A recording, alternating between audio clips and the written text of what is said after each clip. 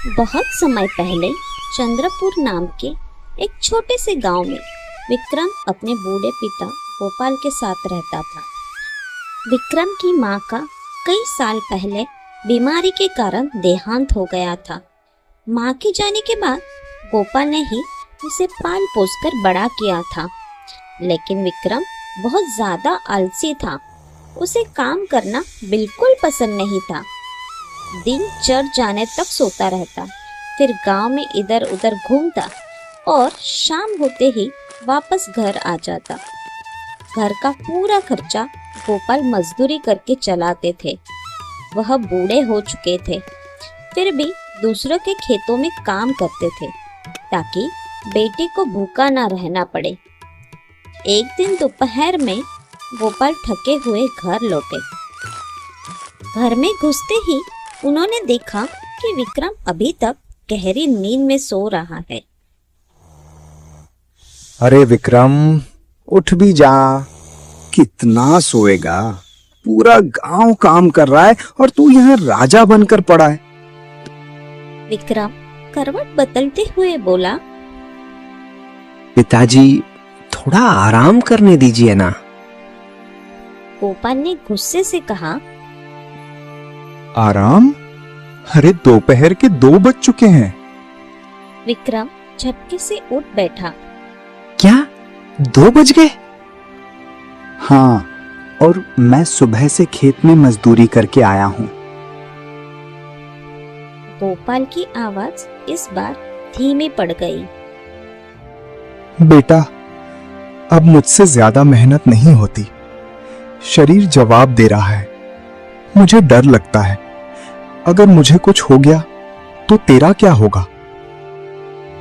यह सुनकर विक्रम चुप हो गया। ठीक है पिताजी, आज मैं सच में काम ढूंढने जाऊंगा। गोपाल को उसकी बात पर ज्यादा भरोसा नहीं था, लेकिन फिर भी उन्होंने कहा, जा बेटा, भगवान तुझे सही रास्ता दिखाए। विक्रम गांव में निकला। रास्ते में उसे गांव का आदमी नंदराम मिला। नंदराम हंसते हुए बोला, अरे आज तो चमत्कार हो गया। विक्रम बाबू सुबह सुबह जाग गए। विक्रम चिढ़ गया। तुम अपने काम से काम रखो। नंदराम ने ताना मारते हुए कहा, पूरा गांव जानता है तेरा बूढ़ा बाप मजदूरी करके तुझे खिलाता है। यह सुनते ही विक्रम गुस्से से वहां से चला गया। चलते चलते वह गांव के बाहर पुराने जंगल में पहुंच गया। वहां एक विशाल पीपल का पेड़ था।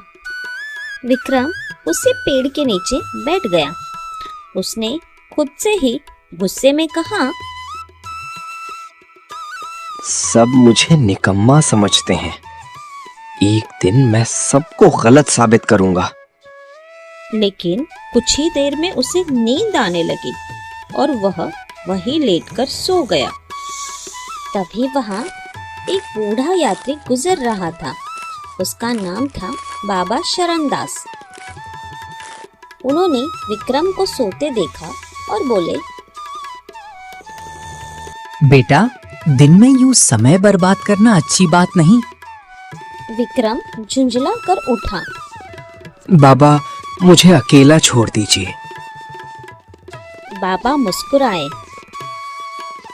मैं कई दिनों से तुम्हें यहाँ देख रहा हूँ। तुम्हारे अंदर ताकत तो बहुत है, लेकिन तुम उसे पहचानते नहीं। विक्रम हंस पड़ा। मेरे अंदर ताकत? बाबा, पूरा गांव मुझे आलसी कहता है। बाबा शांत स्वर में बोले, दुनिया वही देखती है जो इंसान खुद को दिखाता है। इतना कहकर बाबा आगे बढ़ गए, लेकिन विक्रम ने उनकी बात पर ध्यान नहीं दिया और फिर से सो गया।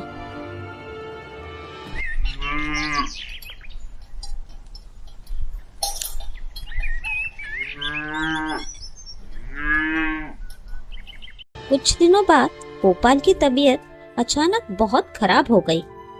एक सुबह विक्रम उठा तो देखा कि उसके पिता बिस्तर से उठ भी नहीं पा रहे थे।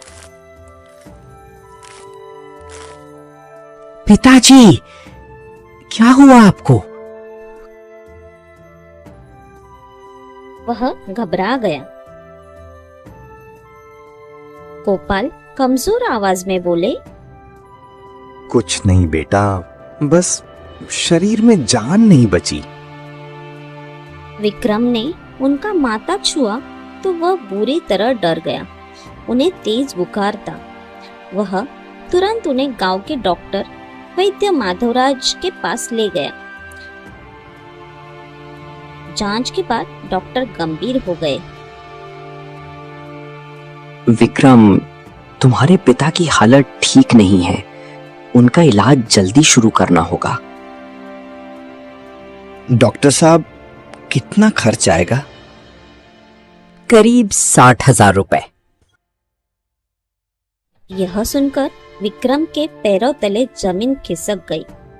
उसके पास 1 रुपया भी नहीं था। उस रात पहली बार विक्रम को अपनी जिंदगी पर शर्म आई। वह पूरी रात जागता रहा। अगर मैंने मेहनत की होती तो आज पिताजी की ये हालत ना होती।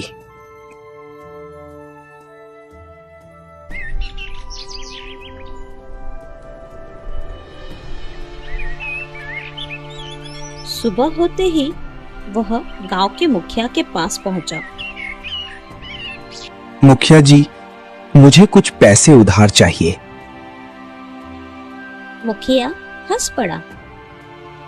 तू पैसे लौटाएगा? अरे तुझे तो काम करना तक नहीं आता। फिर वो गांव के अमीर आदमी सेठ धनराज के पास गया। सेठ जी, मेरे पिता की जान बचा लीजिए। सेठ ने भी ताना मारा। जो लड़का दिन भर सोता रहता है वो मेहनत क्या करेगा? हर जगह से अपमान मिलने के बाद विक्रम टूट गया। वह उदास होकर फिर उसी पीपल के पेड़ के नीचे जाकर बैठ गया। तभी पीछे से आवाज आई।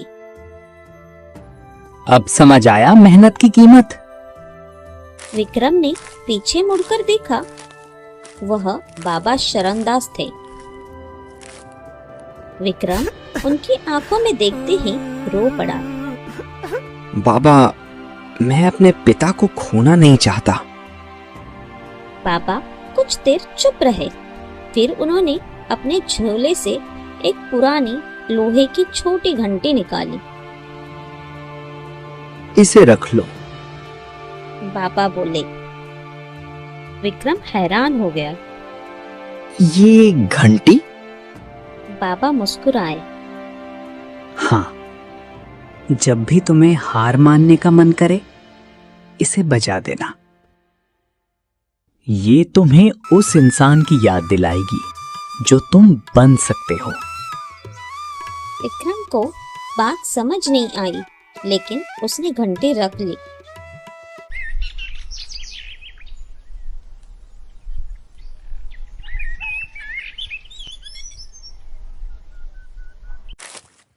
अगले दिन विक्रम जंगल गया।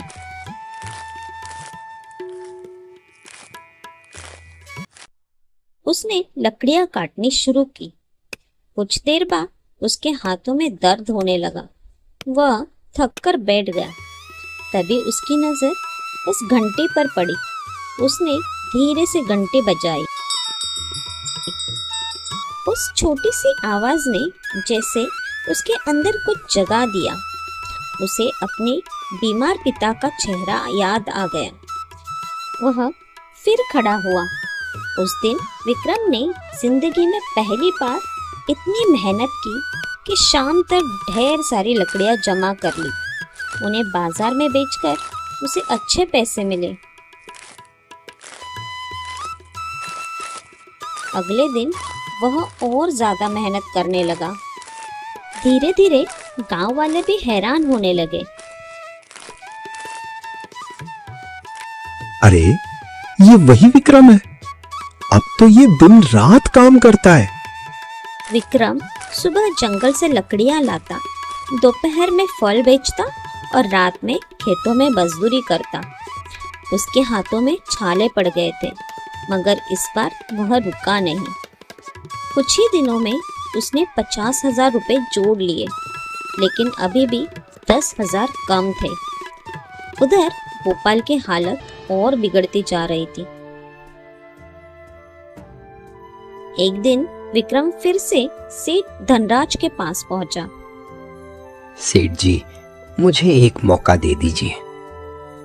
सेठ ने सोचा और बोला, अगर तू सच में बदल गया है तो मेरे खेत जोत कर दिखा। विक्रम तुरंत काम में लग गया। वह पूरी रात बिना रुके खेत जोतता रहा। सुबह जब सेठ खेत पर पहुंचा तो दंग रह गया। पूरा खेत तैयार था।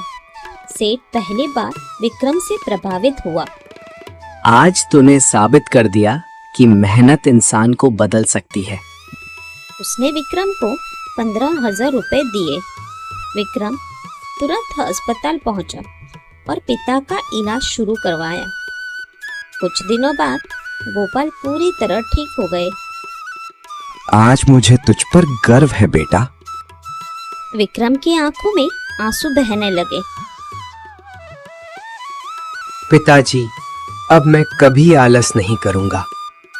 उस दिन के बाद विक्रम ने मेहनत करना कभी नहीं छोड़ा। एक दिन वह फिर जंगल में लकड़ियां काट रहा था कि तभी बाबा शरणदास वहां आ गए। बाबा, आपकी जादुई घंटी ने मेरी जिंदगी बदल दी। विक्रम खुशी से बोला।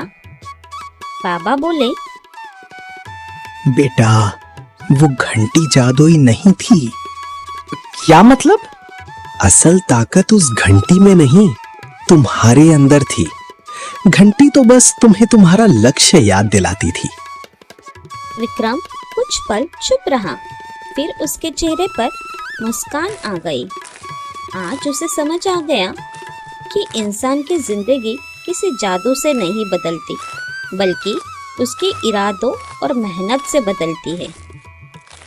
अगर इंसान सच्चे दिल से बदलना चाहे तो उसका कल भी बदल सकता है और किस्मत भी। तो कैसी लगी आपको हमारी यह कहानी?